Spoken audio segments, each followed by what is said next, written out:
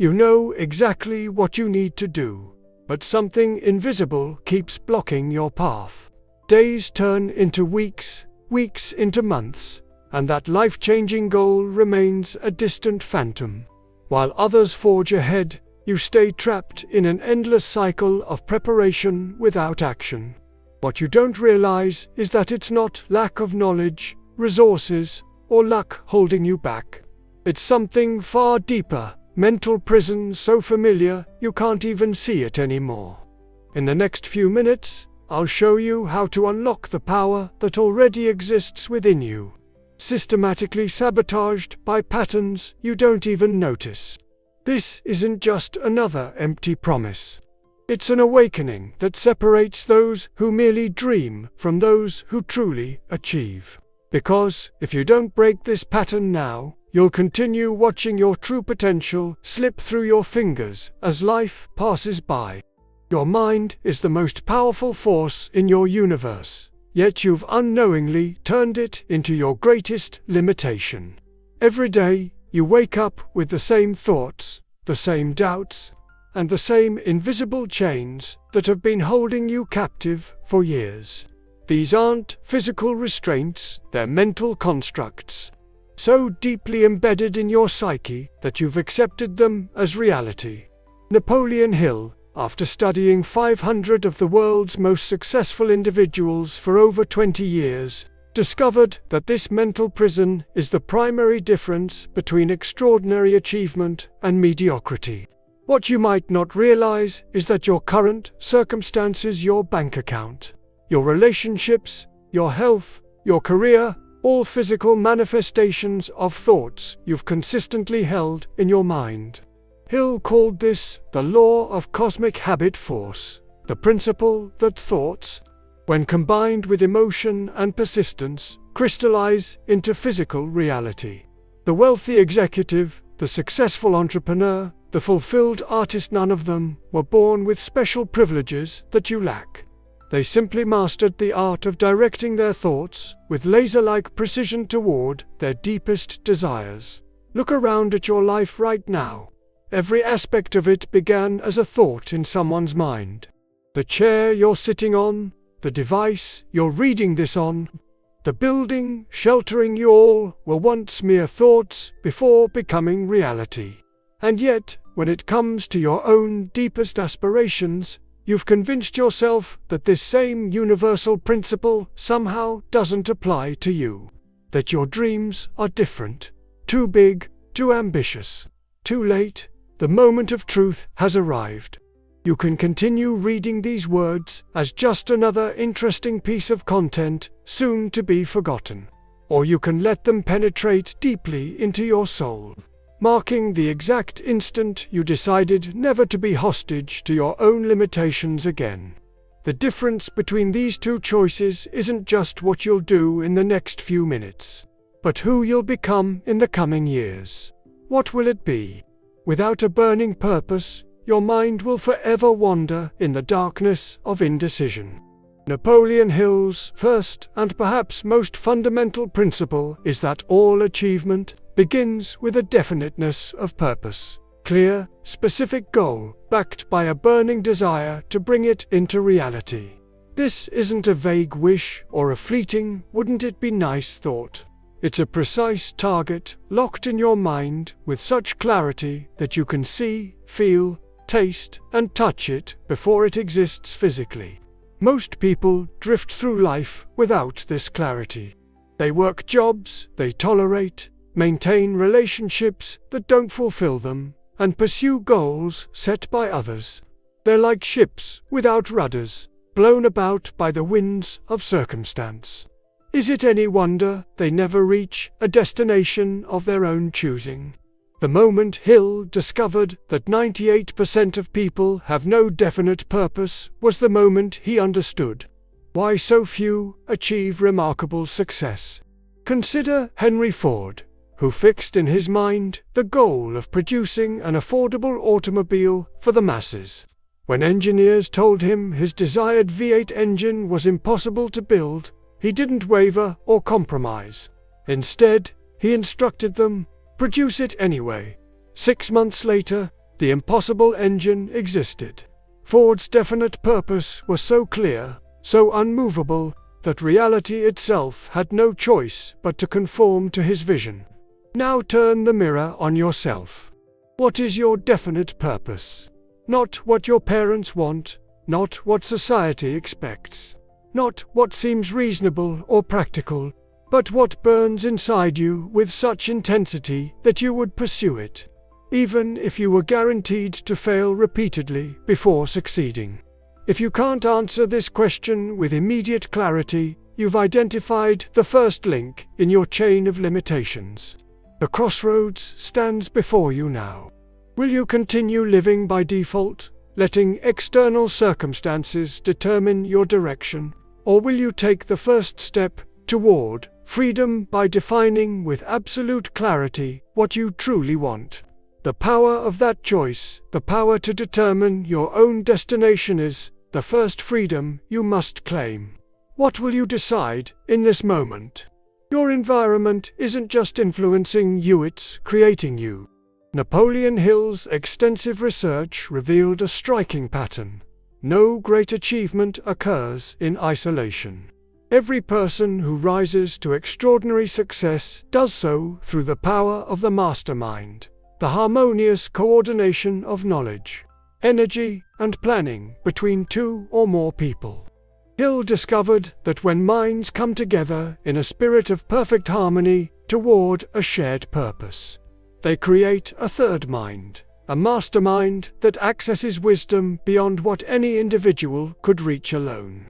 Look closely at your inner circle, the 5 people you spend the most time with. Their habits, their incomes, their attitudes, their limitations are silently shaping your reality more powerfully than any self-help book or motivational speech ever could. Their ceiling often becomes your ceiling. Their doubts become your doubts. Their excuses become your excuses. This isn't theory, it's the invisible law of mental and social gravity. Andrew Carnegie, once the richest man in the world, attributed his success not to his own genius, but to the mastermind group he assembled.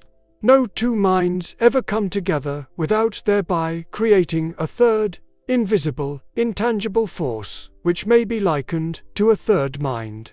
Hill quoted Carnegie as saying, "This principle works whether you consciously direct it or not. Right now, you're either being pulled upward by association with bigger thinkers, or downward by those who reinforce your limitations." The stark reality is that 95% of people will end their lives within the same socioeconomic conditions as their peer group. Your potential may be limitless, but your actual achievement will rarely exceed the average of those you consistently associate with. That's not because of some mystical force, it's because your environment normalizes certain standards, expectations, and beliefs about what's possible. Ask yourself this question with brutal honesty. Are the people closest to you pulling you toward your highest vision? Or are they perhaps unintentionally anchoring you to mediocrity? The choice before you isn't whether this principle affects you, but whether you'll consciously harness it. Will you continue allowing your destiny to be shaped by accidental associations, or will you deliberately create a mastermind alliance that elevates your thinking to new heights? Your future is being determined by this choice right now, whether you acknowledge it or not. Desire without action is merely fantasy. Action without planning is just motion. Napoleon Hill observed that the gap between desire and achievement is bridged by organized planning, the coordinated effort that transforms thoughts into physical reality. Yet this is precisely where most people falter.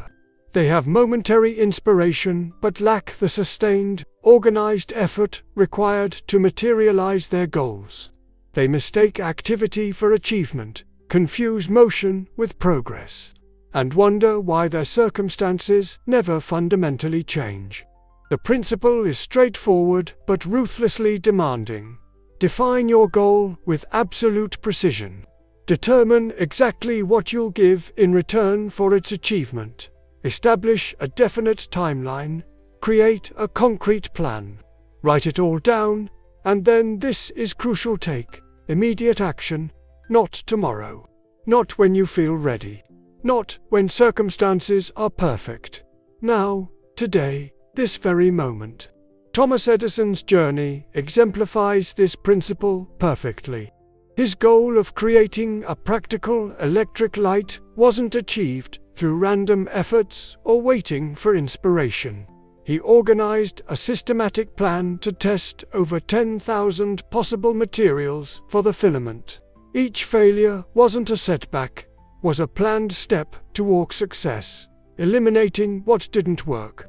"I have not failed 10,000 times," Edison famously said. "I have successfully found 10,000 ways that will not work." Most people's planning extends no further than their next paycheck or their next weekend. They react to life instead of creating it. They mistake activity for achievement. They confuse being busy with being productive. They work hard within systems designed to benefit others, while never systematically building their own path. The moment of decision is upon you again. Will you continue to operate based on hope, chance, and sporadic bursts of motivation? Or will you implement the ironclad discipline of organized planning, setting specific goals, creating detailed action steps, establishing firm deadlines, and holding yourself ruthlessly accountable? One path leads to occasional victories and perpetual struggles. The other to systematic achievement and the progressive realization of your deepest desires. The difference isn't knowledge, it's application. What action will you take immediately after reading these words? Temporary defeat is not permanent failure unless you accept it as such. Perhaps the most profound discovery in Hill's 20-year study was that persistence is the single quality that most reliably separates those who achieve extraordinary success from those who merely wish for it. The capacity to maintain unwavering faith and continuous action, regardless of external results, is what transforms ordinary individuals into unstoppable forces. Most people operate on a try-fail-quit cycle. They attempt something new, encounter inevitable obstacles, interpret these as personal failure, and abandon their efforts, often just before breakthrough would have occurred. They don't understand what Hill called the persistence quotient, the exact amount of sustained effort required before any worthy goal surrenders to human will. Consider the story of Darby, a gold miner who stopped drilling just 3 feet from one of the richest veins of gold ever discovered. After investing significant time and resources, he encountered a series of setbacks and sold his equipment to a junkman. This junkman consulted an engineer, continued drilling in exactly the same spot, and discovered the fortune that should have been Darby's. The only difference between these two men wasn't talent, resources, or opportunity, it was purely persistence. The uncomfortable truth is that most people quit too early, not because success was impossible, but because they lacked the character quality of persistence. They interpret temporary defeat as permanent failure. They confuse obstacles with dead ends. They surrender their dreams at the first, second, or third resistance instead of pushing through to the breakthrough that awaits on the other side of difficulty. This pattern repeats throughout history. Howard Schultz was rejected by 242 investors before securing funding for Starbucks. J.K. Rowling's Harry Potter manuscript was rejected by 12 publishers. Walt Disney was fired from a newspaper for lacking imagination. The only common denominator in their eventual success was simply that they refused to accept temporary defeat as final. The moment of truth stands before you once again.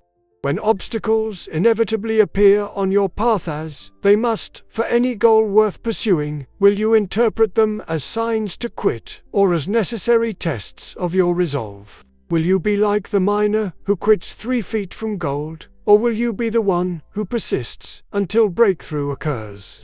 This single decision, made not once but daily in the face of resistance, will determine whether your dreams remain fantasies or become your lived reality. What kind of person are you choosing to be right now? Your subconscious mind can't tell the difference between what's real and what you vividly imagine.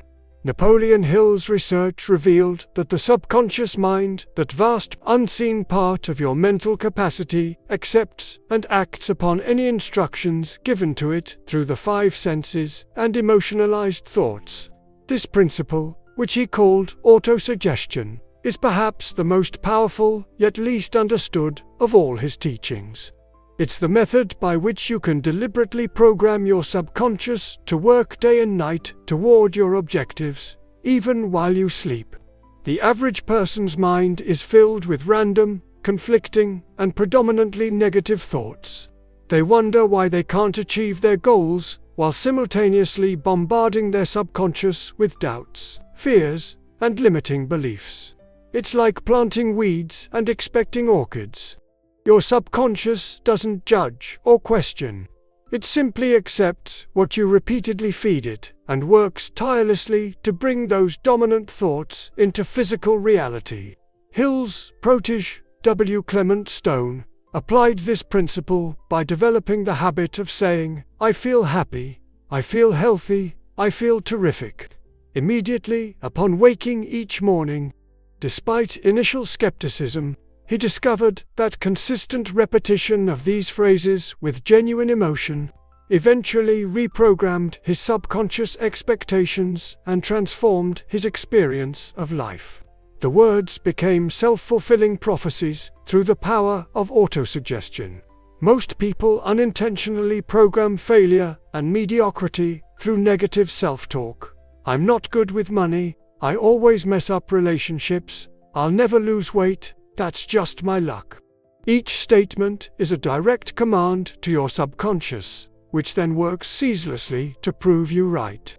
Your life today is largely the product of these invisible instructions you've been feeding yourself for years. Hill prescribed a specific method to harness this power. Write out your definite purpose as a clear statement. Read it aloud with emotion twice daily, and visualize its achievement so vividly that all 5 senses are engaged.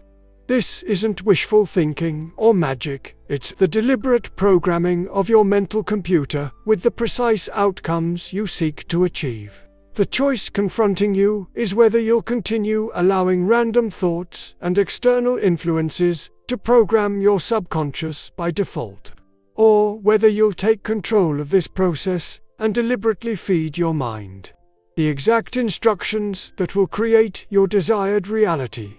One path leads to a life of chance and circumstance. The other to the conscious creation of your deepest desires. The power of that choice, perhaps the most significant in human experience, is yours in this moment. What will you choose? The modern world doesn't reward you for what you know, but for what you do with what you know.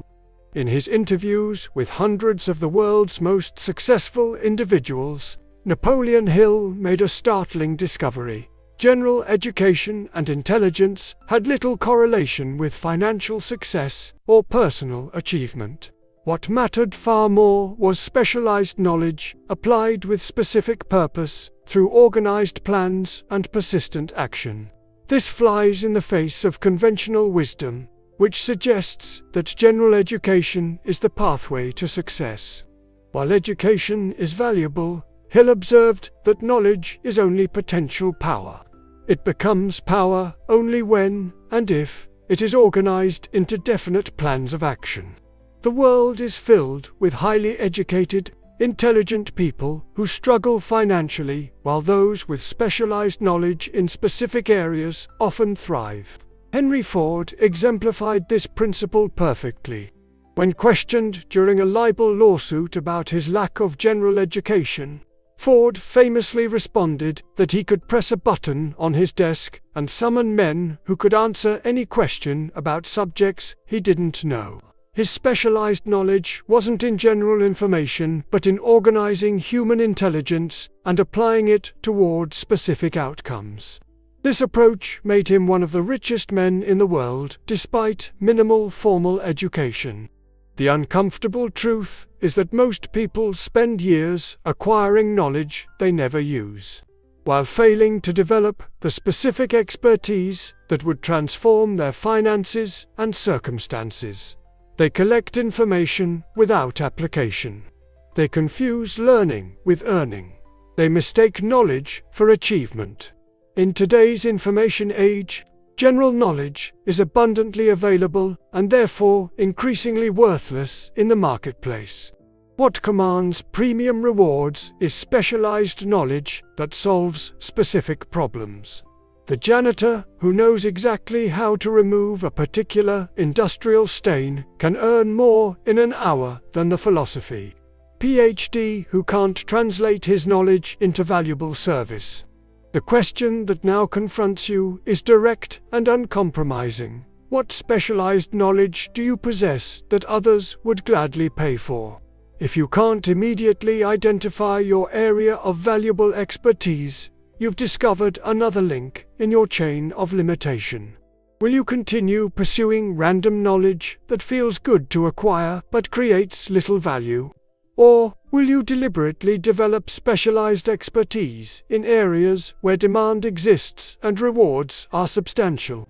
This single shift from generalist to specialist can transform your economic value and life trajectory almost overnight. What specific knowledge will you commit to mastering starting today?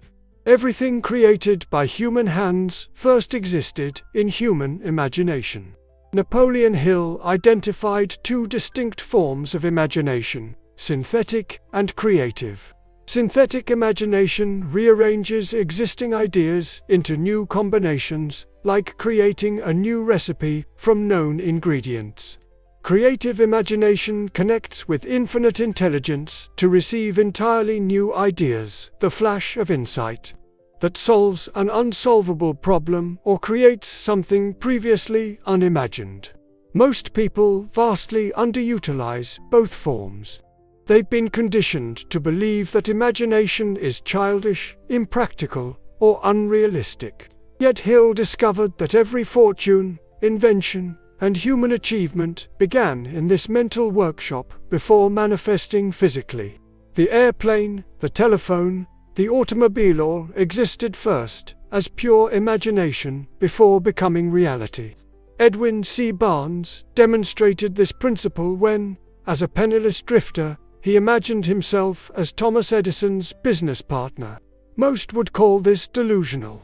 Yet Barnes held this image with such clarity that he eventually secured a position in Edison's organization, identified an opportunity with Edison's dictating machine, and indeed became Edison's partner, transforming his vivid mental picture into physical reality through the power of imagination coupled with action.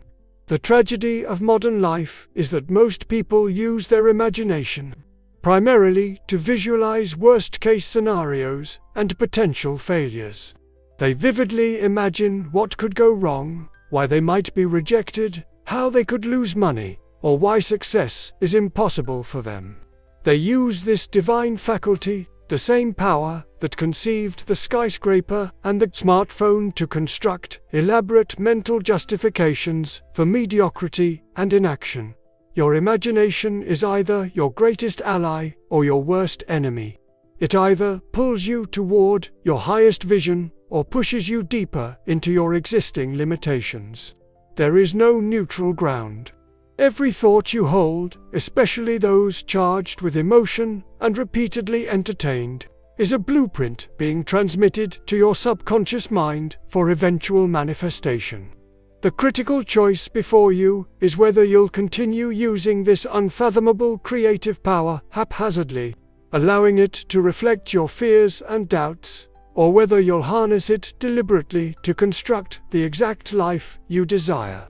Will you use your imagination to reinforce why you can't achieve extraordinary success, or to design precisely how you will achieve it?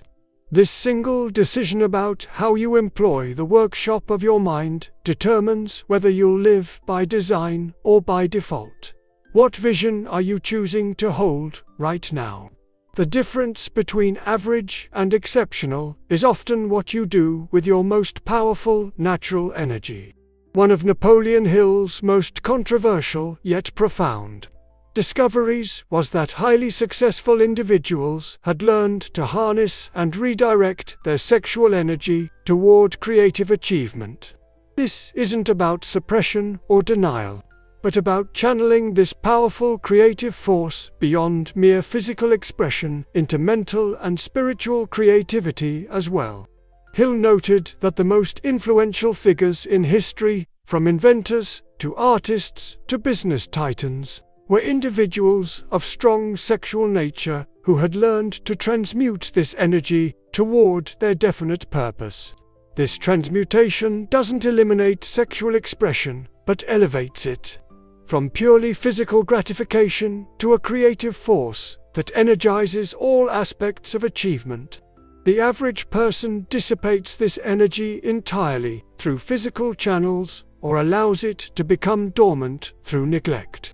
Either approach wastes what Hill called the most powerful of human desires, a force so fundamental that nature has made its expression the method of perpetuating humankind.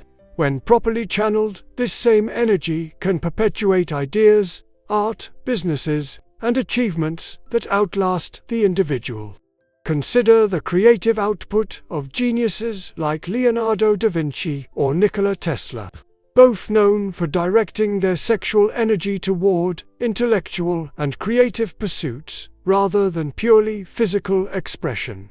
Their achievements weren't despite their strong sexual nature, but because they learned to harness and redirect it toward their life's work. Most people never recognize, let alone master, this principle. They either indulge every sexual impulse without discrimination, depleting their creative energy, or they repress this force entirely, cutting themselves off from its power. Neither approach leads to extraordinary achievement or fulfillment. The mature individual recognizes that all natural energy can be channeled in multiple directions. Just as water can generate electricity when properly directed rather than allowed to flow wherever gravity pulls it. Your creative life force can either be wasted in undisciplined expression or harnessed toward the achievement of your definite purpose. The decision before you is whether you'll continue allowing this powerful energy to dissipate without direction, or whether you'll begin consciously channeling it toward your highest goals and creative expression. This isn't about denying your natural desires, but about elevating them, transforming them from potentially destructive forces into the fuel for your greatest achievements. How will you direct this creative energy from this day forward? The only true limitation on human potential is the self-imposed boundary of your own belief. After studying success for over 2 decades, Napoleon Hill concluded that all achievement ultimately rests on a single foundation: faith.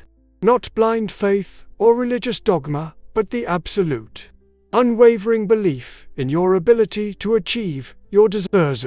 Belief so powerful that it becomes your dominant thought and transmutes into its physical equivalent through natural law. Faith is the eternal elixir that gives life, power, and action to the impulse of thought. It is the starting point of all accumulation of riches. It is the basis of all miracles and mysteries that cannot be analyzed by the rules of science.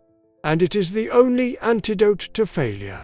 The most successful individuals Hill studied shared this common trait.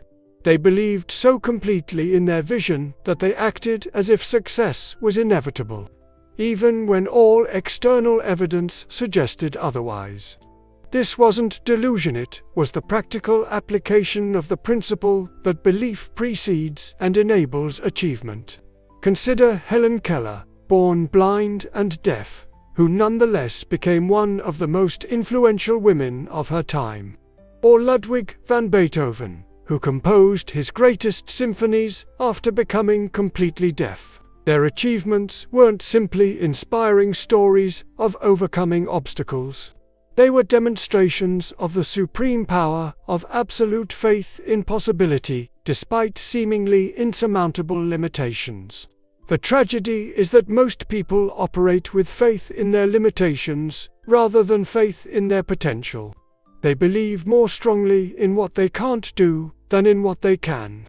They have faith in their fears, their past failures, their perceived inadequacies, and true to the principle that faith transmutes into its physical equivalent, they manifest precisely the limitations they believe in. Hill discovered that faith can be deliberately developed through the principle of autosuggestion, the repeated exposure of the subconscious mind to specific thoughts. By constantly feeding your mind with vivid images of the person you intend to become, you gradually transform wishful thinking into deep conviction, and conviction into concrete results. The pivotal question now confronting you cuts to the core of your self-concept. What do you truly believe about your capabilities and your future? Not what you say you believe, not what you wish you believed, but what your deepest convictions, reflected in your habitual thoughts, emotions, and actions reveal about your actual faith. Are you placing more faith in your limitations or in your possibilities? This single question, answered with complete honesty, reveals more about your future than any horoscope, economic forecast, or personality test ever could. For whatever you have unwavering faith in, whether limitation or possibility, will inevitably transmute into its physical equivalent through the alchemical power of belief. What faith are you choosing in this moment? Everything you've read leads to this singular truth. The power to transform your reality exists only in the present moment. Napoleon Hill's 17 Principles of Success aren't merely interesting concepts to be understood. They're tools of transformation that work only when applied. Knowledge without action is merely potential left unrealized. Understanding without implementation is simply entertainment that leaves your life unchanged. The difference between those who achieve extraordinary success and those who merely wish for it isn't knowledge, it's decision. The decision to define your purpose with absolute clarity. The decision to associate primarily with those who elevate rather than limit you. The decision to persist beyond temporary defeat. The decision to program your subconscious mind deliberately rather than by default. The decision to develop specialized knowledge that creates exceptional value. The decision to harness your imagination toward your highest vision rather than your deepest fears. The decision to transmute your creative energy toward your life's work. The decision to develop unshakable faith in your ability to achieve your desires.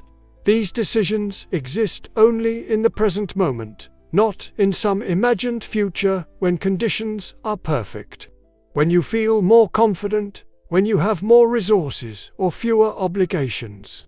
The power to transform your life exists only in the now. Most people spend their lives waiting for the right time, waiting to feel ready, waiting for permission, waiting for certainty.